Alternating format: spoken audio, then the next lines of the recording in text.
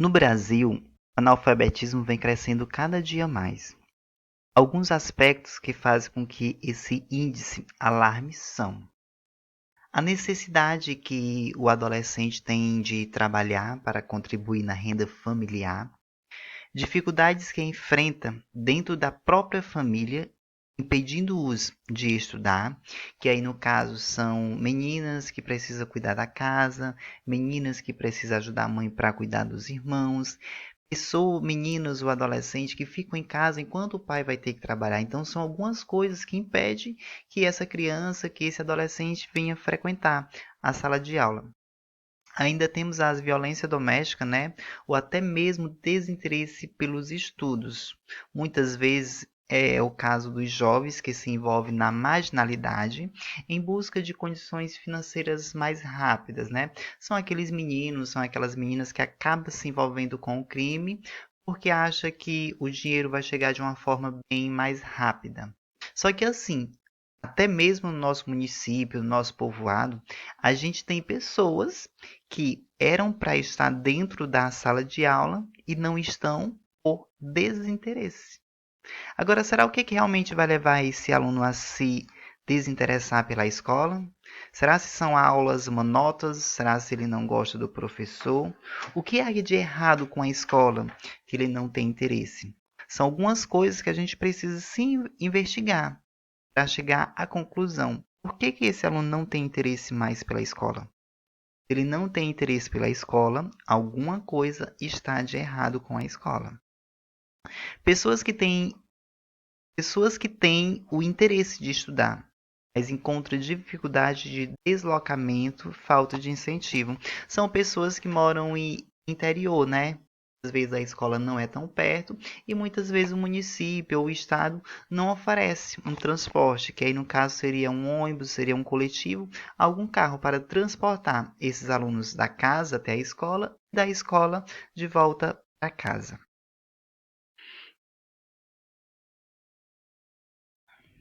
A gente tem aqui algumas fotos, né, de algumas turmas da EJA. Na educação da EJA, é necessário que o professor não trate os alunos como criança, pois eles não são.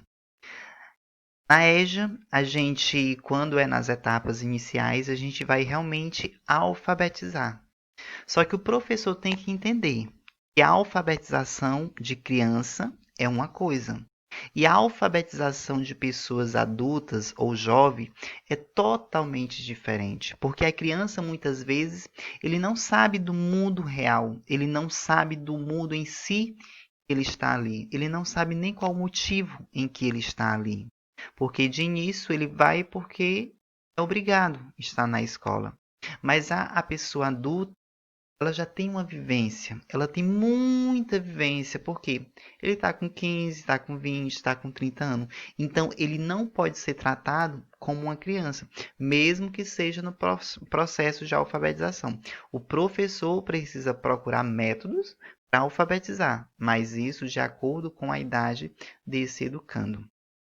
Temos que entender que são alunos com especificidade diferente, assim como podemos usar como ferramenta no seu dia a dia desses alunos, fazendo com que desperte o interesse em continuar estudando, vendo a importância da educação ao longo da vida.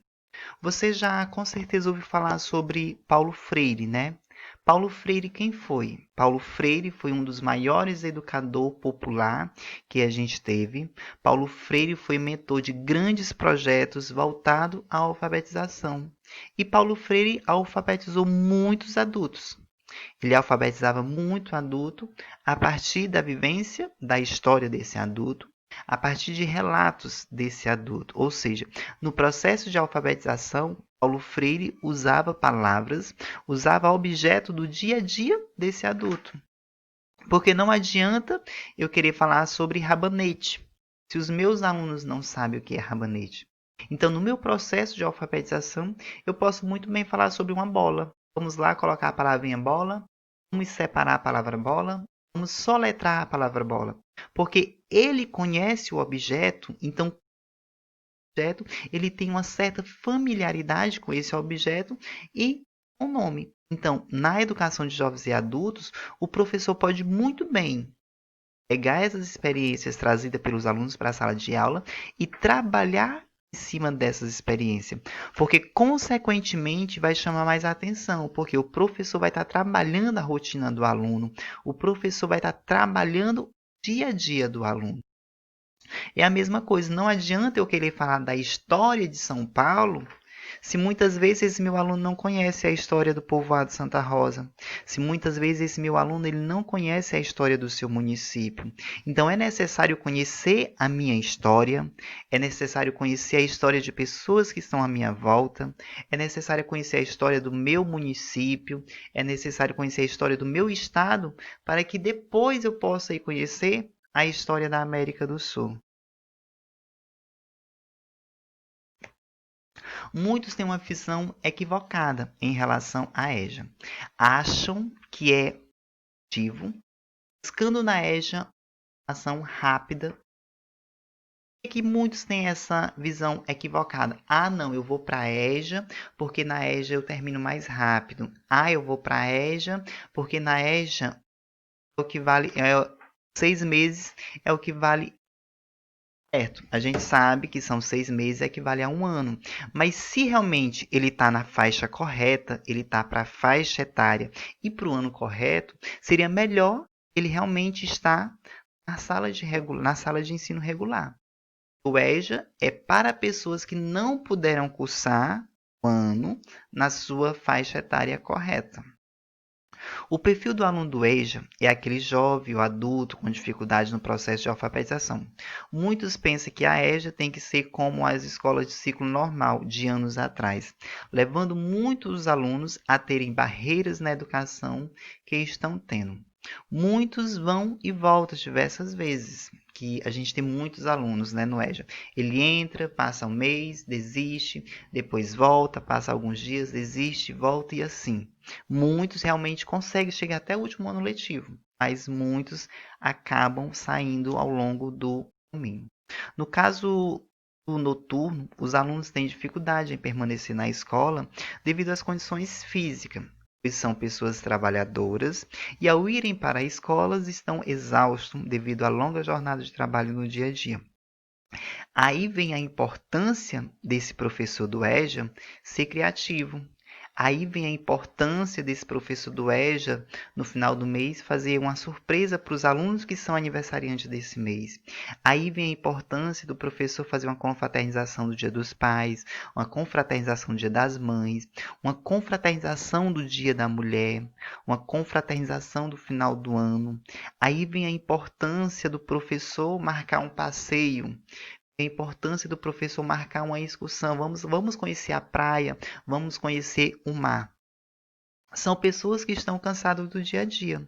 São pessoas que querem, além de estar na escola para aprender, mas ele também espera que seja um momento de lazer. Ele espera que seja um momento de troca de experiência entre ele e o colega, entre o colega e ele, e consequentemente com o professor. O professor do EJA, ele precisa se abrir.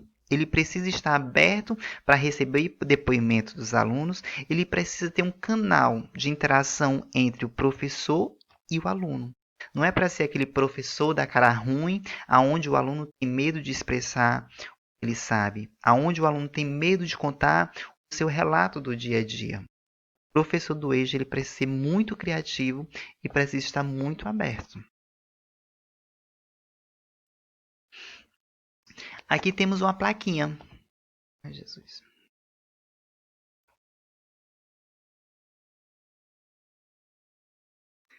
Desculpa. Aqui a gente tem uma plaquinha. Escola e evasão. O que vem a dizer evasão? Evasão é quando o aluno acaba evadindo-se da escola ou ele acaba deixando a escola, que temos inúmeros motivos, né, como já falamos anteriormente, para que essa evasão aconteça. Como a EJA é uma turma multisseriado, né, são vários alunos de várias idades, de vários anos em uma só, muitas vezes há conflito de geração dentro dessa turma. São idades diferentes, são pessoas diferentes, são atitudes, são conhecimentos diferentes.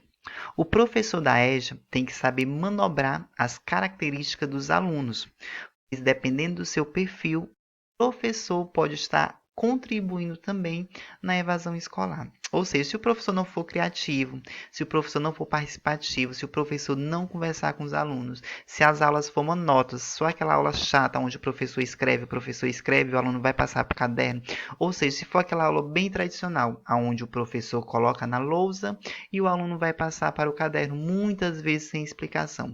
Ele está copiando no caderno, mas ele não sabe nem o que realmente ele está copiando. Então, o professor ele precisa ser bem criativo, porque se ele não for bem criativo, ele mesmo vai estar contribuindo para que os seus alunos possam evadir-se da sua turma.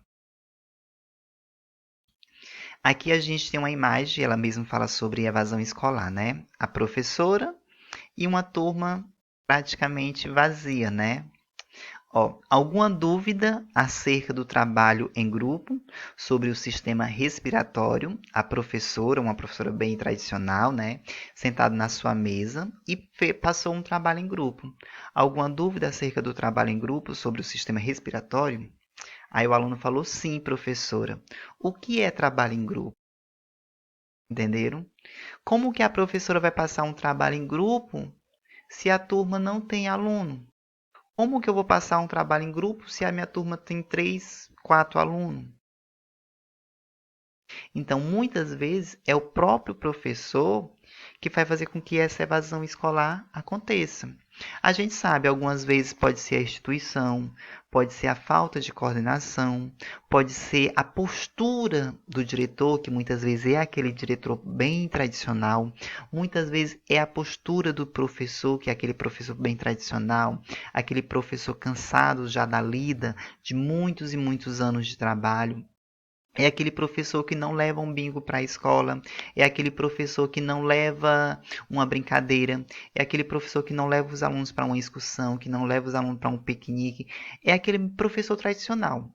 É o professor, sua carteira e sua lousa, simplesmente passando conteúdo, e os alunos acabam ficando cansados, porque é uma aula cansada. Quando é no final da aula, muitas vezes o aluno já está dormindo. Por quê? Porque o professor ele precisa ser bem criativo. Se o diretor não for criativo, ele precisa se policiar para ser criativo.